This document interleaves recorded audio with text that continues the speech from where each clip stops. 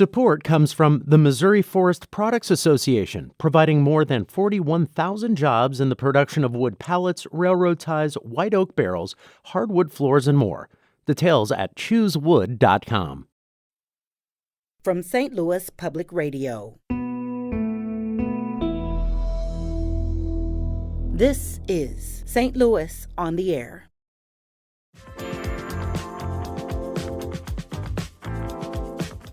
Welcome to St. Louis on the Air. I'm Danny Wysentowski. Before we get to today's topics, we have two pieces of exciting news. The first is that we resume a 5-day-a-week broadcast schedule starting Monday. The second is that we've selected a new host for this show. Her name is Elaine Shaw. Elaine brings more than a decade of experience in journalism and community engagement. She's been a producer for Southern California Public Radio and 9PBS here in St. Louis. She created critical content for the Ferguson Commission's report, Forward Through Ferguson, A Path Toward Racial Equity, and she later worked on that organization's education initiatives. More recently, she served as senior manager for external communications at Big Brothers Big Sisters of Eastern Missouri, and she is the co-editor of the forthcoming Humans of St. Louis book. We're tremendously excited about Elaine becoming host of this show. She starts on November 7th and will begin hosting the show later this fall. To read more about this announcement, visit stlpr.org/host. And now to today's show.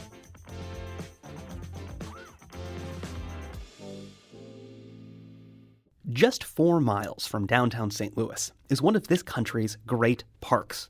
Yes, Forest Park is great, but we're talking now about Tower Grove Park.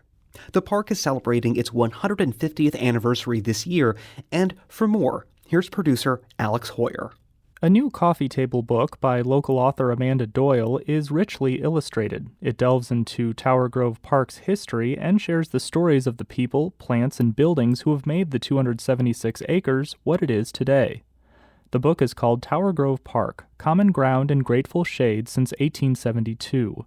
Amanda Doyle joined me to talk about it, and we didn't start the conversation with the park's founding, but with how the beginning of another St. Louis institution, the Missouri Botanical Garden, founded 12 years earlier, helped set the stage for the park.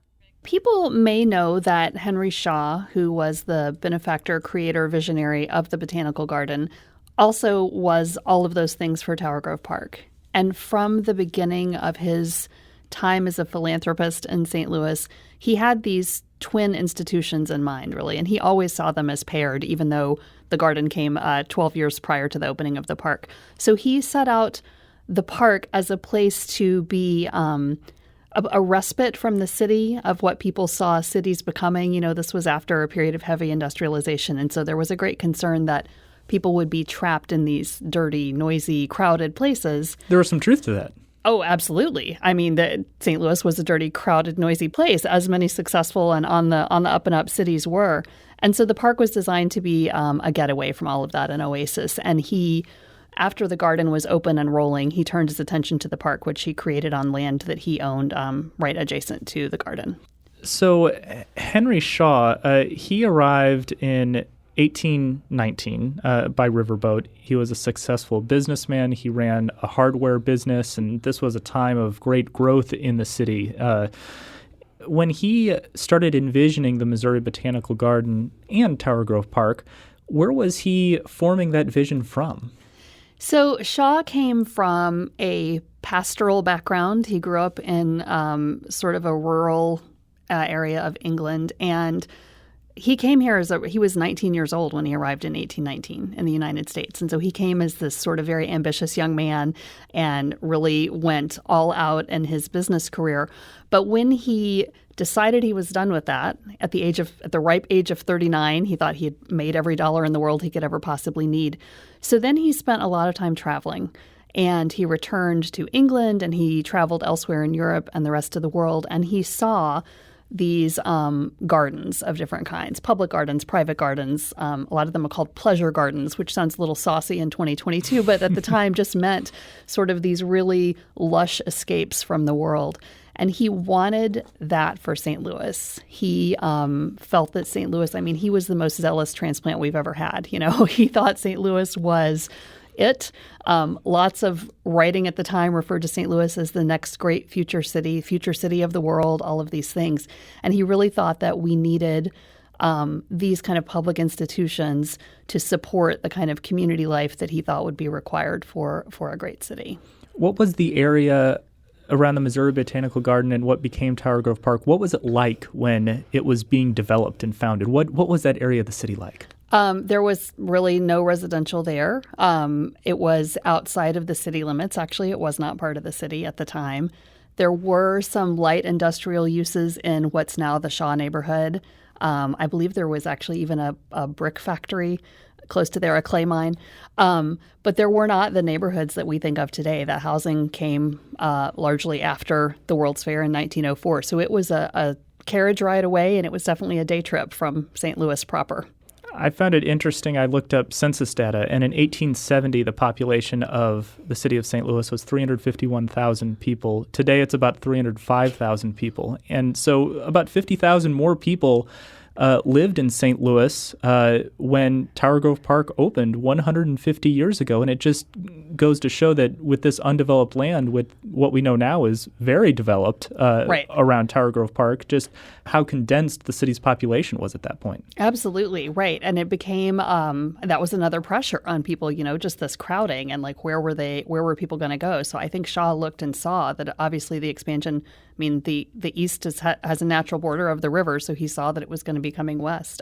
So his country home, is the one that is now at the Garden, but that was his getaway from it all. But I think he could see what was coming with the growth of the city. And you mentioned that some of the land of the park wasn't part of the city at that time. The Missouri legislature even had to get involved to pass a resolution that would allow it to become part of the city. Right. So Shaw set up the park in a really interesting way. Listeners may not know that the park is not actually part of the St. Louis City Park system. It exists outside of that, although they do work in conjunction. But he set it up as an independent entity run by a board of commissioners that requires still the approval of the Missouri State Supreme Court to be on the board of commissioners. And in his will, he established these really kind of strict guidelines around what it was. But yes, the city had to be allowed to be accepting of the land because it wasn't part of what they could claim at that point. So let's go back to 1872. The park is founded. The Missouri Republican newspaper at the time heralded the arrival of the park with a headline that read, "A New Lung to the City." What was the park like in 1872? Paint us a picture. The park in 1872, this is the most mind-blowing thing of all to me, didn't have trees. Trees were planted, actually, a couple years before that. So there were trees. But if you think of now like a fresh subdivision with the little, saplings with the little ties around them, hoping they make it through a winter. The prairie before that, when Henry Shaw acquired it before it was developed, it was a treeless prairie. It was for farming. So when we think now of the thousands of trees in Tower Grove Park, that's not what it looked like in 1872. It was just on the planting end of that. But all of the pavilions that we think of today were there when the park opened. They were all completed and ready to go in 1872. The roads that go through the park are largely the same path that the roads were laid out, although they were intended for horse and carriages at the time, not for cars and everything else that blows through there now. But it looked pretty much the same with the exception of 150 years of growth of trees. It's been remarkably intact in terms of the built environment and kind of how the natural world was constructed. You have photos in the book of carriages, of horses, the top hats. Right. And you have a part in the book that describes how the park helped generate business around the perimeter of the park and these stories of beer in buckets being delivered to carriages. And as you said, people made day trips of this. And so it really seemed to help energize this area of the city. Absolutely. People were super curious to see what was there because Shaw had this representation of the garden to show what he could pull off, right? So people knew that it would be well done. They knew that it was a passion project for him. So people did come, and it was a day trip. You would have to get in a carriage in the city of St. Louis And yeah, immediately the park was an anchor for businesses the same way that it is now. But there were beer gardens on different areas around the park, and people would pull up and kind of stock their carriage for the afternoon. And you also have a passage in there about how the park was very different than it is today, in that there could be no boisterous activities. So sports were not allowed. Even kite flying was considered too boisterous. I found that funny. I know. You can't think of anything more sedate than kite flying now, right? Yeah. The Victorians, they had a lot of ideas about proper decorum in every situation. And so, yes, at the beginning, they encouraged only sort of gentle activities that they thought would edify the mind. You do sometimes wonder what would happen if they came across a kickball game today. Right. And Henry Shaw was not just the philanthropist behind this, but he was also very involved with the garden from the beginning. You write in the book that it's rumored that he may have planted 10,000 or 20,000 trees himself, but that he was very involved until his death. Another reason I think that we have the park we have today is because you're looking at an institution that was fully overseen by its founder, and he saw it all the way through. And then after the park opened, he lived another many years after that. And so it was a vision that he had that he was able to carry through the entire way. After his death in 1889, this marks the coming of the Gurney family to being in charge. James Gurney had worked at the park with Shaw, but the Gurney family, 3 generations of them, became superintendents of the park. And James Gurney's arrival to being in charge, it struck me that he was very fond of the lily pads. Yes. James Gurney, so Gurney Sr., we have to call him because of the generations. James Gurney actually had worked with Henry Shaw for many years. He worked at the garden with Shaw. He was brought over from the Royal Botanical Gardens at Kew in England. And he was kind of a water lily guy from the get-go. He was known for propagating all these species. He really was trying to push the boundaries of water lily life. So after Shaw's death, when he became the first superintendent of the park who wasn't Henry Shaw, he really wanted to display these water lilies, this fruit of all his work. So the lily ponds around the park became a destination. And it was a Victorian craze to have your photograph taken standing on the lily pads. And there was a bit of a trick to how this actually happened. Yes, because everyone now says, wouldn't you just immediately plunge right through? So a lily pad is actually quite strong. They have a really intense sort of superstructure underneath of veins and everything, plant cells, but you have to distribute the weight. And so, yes, there were wooden planks strategically placed underneath so that people could look like they were standing on something and be a little assisted by that. You had to have a good trick photographer. So in 1946, Bernice Gurney becomes the last of the Gurneys to be superintendent of Tower Grove Park. She served there for 33 years, the longest-serving director of it, and it was rare for a woman to hold that position and that kind of power in that time. She became, I think, one of my favorite characters in the book. How should the park be defined under her leadership? I think Bernice really took it seriously that the park needed to be an active partner in community life. Prior to that, the park had been a place of a respite, of recreation, a sort of, get away from it all and just go and be. She saw the park as having a role to play in building community spirit and having planned active programming and being a place sort of like a community living room. I mean, that's not a phrase that would have been used at that time, but she definitely, she took over in World War II years in 1946 and had been closely working with her father for a few years before that. So she really stepped up the park's game in terms of being a spot where you knew something would be going on that was planned, that was organized, and that you could be a part of. Henry Shaw had envisioned the park as being, quote, for all classes. But as we know, in American society, segregation and discrimination was rampant. Mm-hmm. In the 1940s, there were minutes that noted that black people were discouraged from using the park. Was that true all the way up until the 1950s and 60s when it was operated as quote-unquote unsegregated or non-segregated? Like so many things in St. Louis, the segregation that existed in the park was not codified anywhere, but was informally understood by everyone. So the park never had written rules saying that Black people couldn't use the different facilities or weren't welcome in the park. But just like the rest of the city around it, it was sort of understood that that was not a place where people would be welcome. So it is interesting to watch. The superintendent keeps notes of every month's activity in the park, and Miss Gurney's notes frequently refer to Black patrons requesting access to the tennis courts, the pool facilities, the picnic grounds, and all of those things. And her notes say things like they were tactfully discouraged, that sort of thing. She does note later on in the 50s, I believe, that for the purposes of, posterity, I want to say that the park is not operated in a segregated fashion. So I think the park changed with the times in a way that it had to.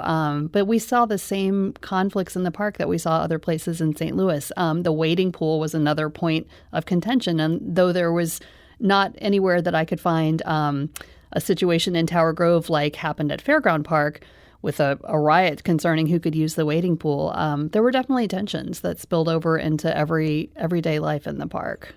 How did you grapple with Henry Shaw's legacy? He owned enslaved people before the Civil War, before the Missouri Botanical Garden opened in 1860. But how did you grapple with his legacy when you were writing the book?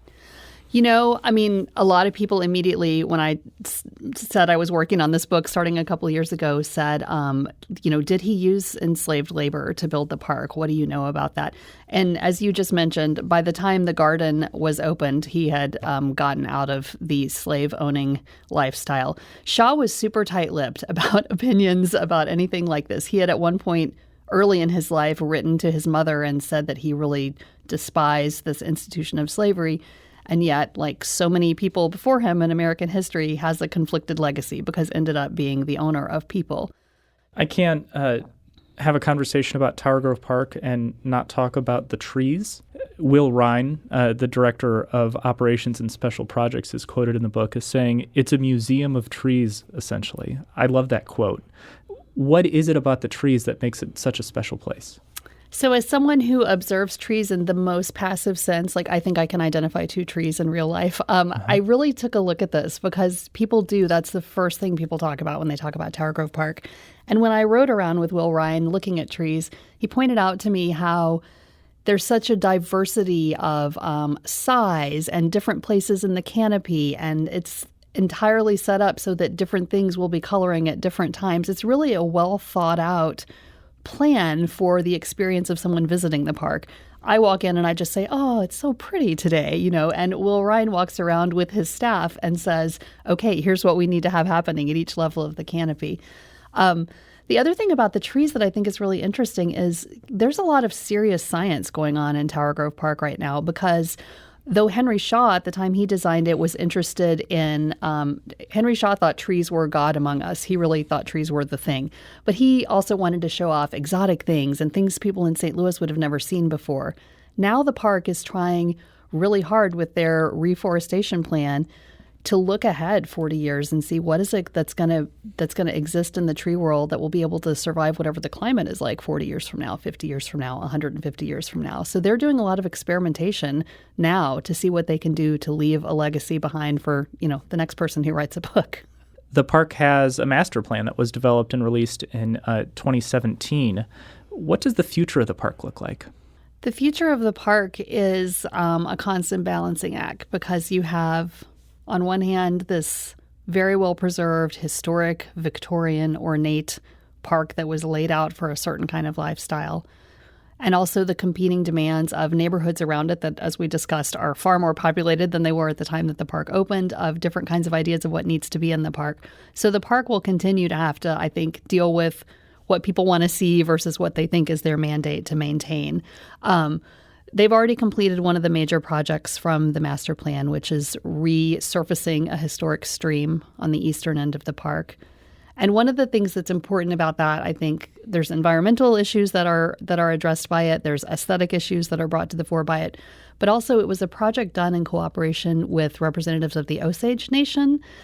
And I feel like the park's future is going to be that. It's going to be cooperative, conversational progress that happens with all kinds of different people who want to see something happen in the park. The Osage have a historical ancestral tie to this land.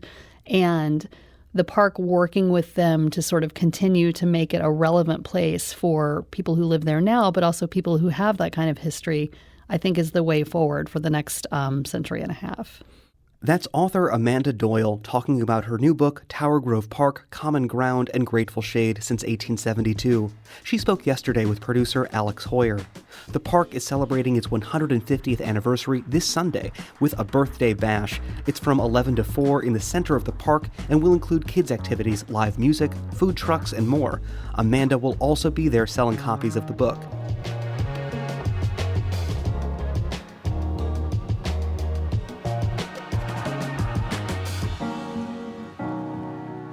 This episode was produced by Alex Hoyer. Our production intern is Avery Rogers. Audio engineering and podcast design by Aaron Dorr.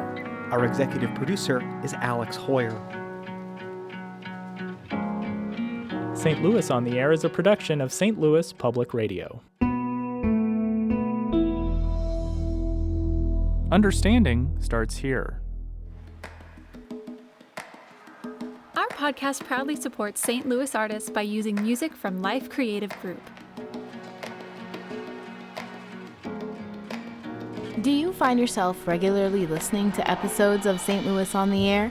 Suggest us to a friend you think might enjoy our conversations, and leave us a review and rating on Apple Podcasts on the App Store. It's the simplest way to help people discover our show. Thank you. St. Louis Public Radio is a member-supported service of the University of Missouri St. Louis.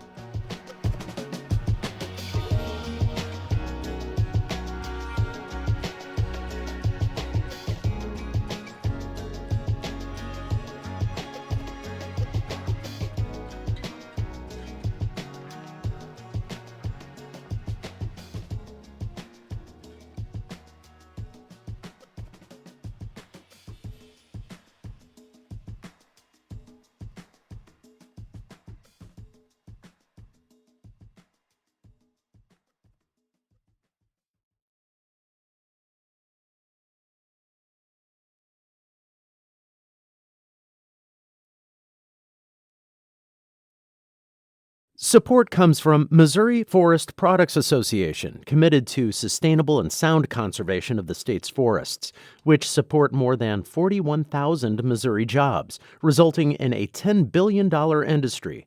ChooseWood.com.